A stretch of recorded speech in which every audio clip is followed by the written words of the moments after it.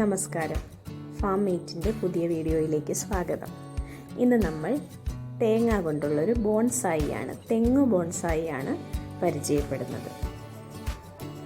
വളരെ ഭംഗിയുള്ളതും കൗതുകകരവുമായ ഈ തെങ്ങ് ബോൺസായി ഉണ്ടാക്കുന്നത് എങ്ങനെയെന്ന് നമുക്ക് നോക്കാം. അതിനായി ആദ്യം നമുക്ക് വേണ്ടത് മുള പൊട്ടിയൊരു തേങ്ങയാണ്. ഇതുപോലെ തേങ്ങയുടെ ചകിരിയൊക്കെ പൊതിച്ചു മാറ്റി മുള പൊട്ടാതെ വേരടർന്നു പോകാതെ പൊതിച്ചെടുക്കണം.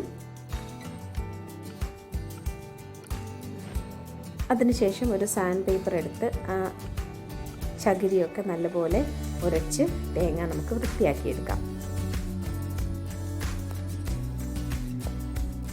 ഇത് നടേണ്ട രീതി ഇതുപോലെ: ആദ്യം ഒരു ചട്ടിയിൽ നിറയെ മണ്ണ് നിറയ്ക്കുക. അതിൻ്റെ മുകളിലായി നമ്മുടെ മുള പൊട്ടിയ തേങ്ങ വയ്ക്കുക. അതിന് ചുറ്റും മറ്റൊരു വലയം, ഇവിടെ ഞാനൊരു പഴയ മൈക്ക ഷീറ്റാണ് ഉപയോഗിച്ചിരിക്കുന്നത്, വച്ച് അതിൽ മണ്ണ് നിറച്ചാണ് കുഴിച്ചു വയ്ക്കേണ്ടത്. ഒരു 2 മാസങ്ങൾക്ക് ശേഷം ഇതുപോലെ ഇലകൾ വന്ന് നമ്മുടെ ബോൺസായി റെഡി ആയിട്ടുണ്ട്. ഇതിനിടയ്ക്ക് ഒരു 2 ആഴ്ച 3 ആഴ്ച ഇടവേളകളിൽ, ഈ 2 മാസത്തിൻ്റെ സമയത്തിനുള്ളിൽ 2-3 തവണ പൊട്ടിയ മുളയുടെ ഔട്ടർ കവർ നമ്മൾ ബ്ലേഡ് കൊണ്ട് അല്ലെങ്കിൽ പേപ്പർ നൈഫ് കൊണ്ട് ചെറുതായിട്ട് കീറിവിടേണ്ടതാണ്. അതാണ് ഇവിടെ കരിഞ്ഞു നിൽക്കുന്നത്. അത് നമുക്ക് കട്ട് ചെയ്ത് മാറ്റാം. 2-3 തവണ ഇങ്ങനെ ഈ മുള വളർന്നു വരുന്നതനുസരിച്ച് അതിൻ്റെ ഔട്ടർ കവർ സൂക്ഷിച്ച് ബ്ലേഡ് കൊണ്ട് ഇതുപോലെ പൊളിച്ചു വയ്ക്കേണ്ടതാണ്.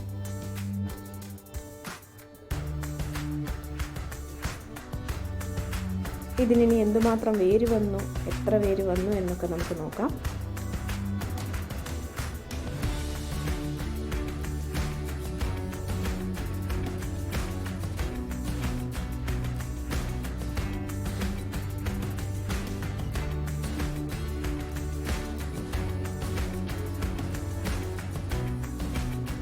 ഇത് മുള മൂടി വെച്ചിരുന്ന ചകിരിയുടെ ഭാഗമാണ്. അതൊക്കെ നമുക്കിനി മാറ്റിക്കളയാം. വേരൊക്കെ നല്ലപോലെ വന്നിട്ടുണ്ട്.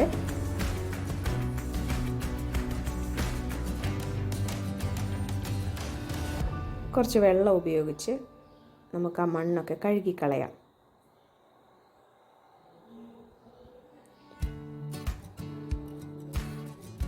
ഈ ചെടി നമുക്ക് ചട്ടിയിൽ നിന്ന് ഉയർത്തിയെടുക്കേണ്ടതുണ്ട്. അതിനായി മണ്ണ് കുതിർക്കാനും ഒക്കെയായി കുറച്ച് വെള്ളം ഒഴിച്ചു കൊടുക്കാം.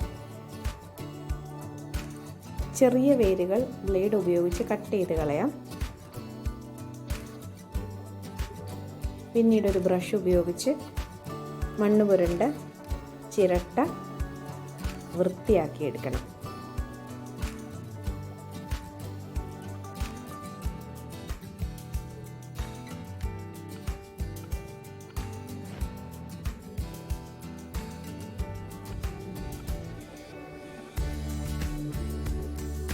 ഇനി നമുക്ക് ഈ തെങ്ങ് ബോൺസായി ഈ ചട്ടിയിൽ നിന്ന് ഉയർത്തിയെടുക്കണം. അതിനുവേണ്ടി മണ്ണൊക്കെ നന്നായി ഇളക്കി പതിയെ ചട്ടിയിൽ നിന്നും ഉയർത്തിയെടുക്കണം. വേരൊക്കെ നല്ലപോലെ താഴേക്ക് ഇറങ്ങിയിട്ടുണ്ട്.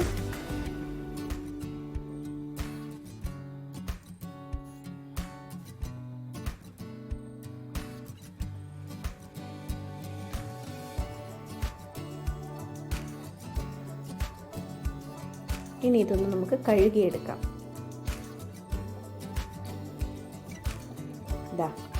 ഇത്രയും നീളത്തിൽ ചുറ്റോട് ചുറ്റിനും വേരുകളായിട്ടുണ്ട്.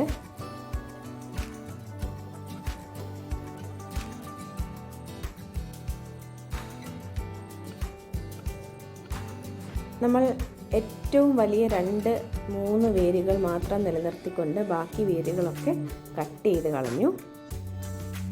വേരിൽ നിന്നും ഉണ്ടായ ചെറിയ ശാഖാവേരുകളും കട്ട് ചെയ്തു.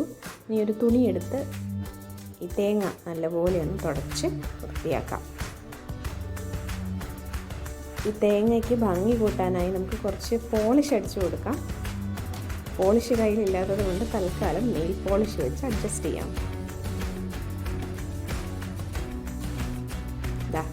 നെയിൽ പോളിഷ് കൊണ്ട് പോളിഷ് ചെയ്തിട്ടുണ്ട്. ഒരു ഷൈനിങ് ഒക്കെ വന്നിട്ടുണ്ട്. ഒരു ചട്ടി എടുത്ത് ചട്ടിയിൽ നിറയെ മണ്ണെടുത്ത് ഇതിനെ വീണ്ടും കുഴിച്ച് വെക്കുകയാണ്.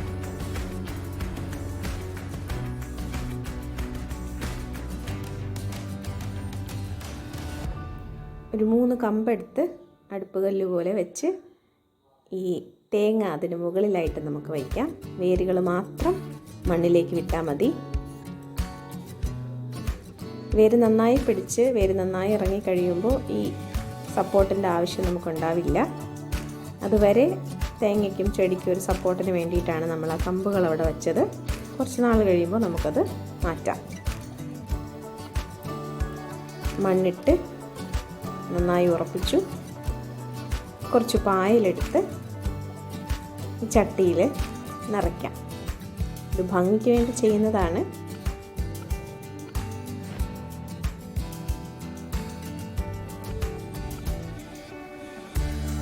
ദാ ഇതുപോലെ ഇപ്പോൾ നമ്മുടെ തെങ്ങ് ബോൺസായി തയ്യാറായി കഴിഞ്ഞു.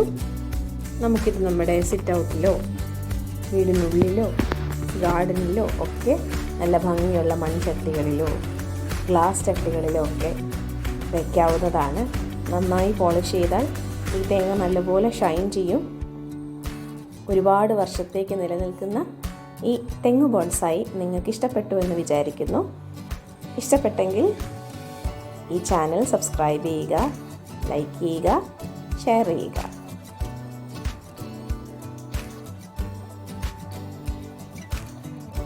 Thank you.